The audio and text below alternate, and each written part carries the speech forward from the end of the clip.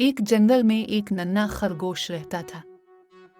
वो बहुत शरारती था और अक्सर झूठ बोल देता था। एक दिन उसने खेलते खेलते दोस्तों से कहा, मैंने सोने की गाजर देखी है। सब जानवर उसके पीछे दौड़ पड़े, मगर वहां कुछ भी न था। सब नाराज हो गए। चंद दिन बाद वाकई जंगल में आग लग गई। नन्हे खरगोश ने जोर से कहा, आग लग गई, आग लग गई। मगर इस बार किसी ने यकीन न किया। आखिर एक अक्लमंद कछुआ आया और आग बुझा दी। नन्हे खरगोश को अपनी गलती का एहसास हुआ।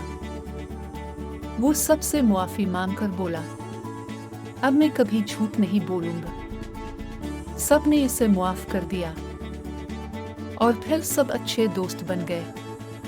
सबक: झूठ बोलने से एतबार खत्म हो जाता है। सच हमेशा बेहतर है।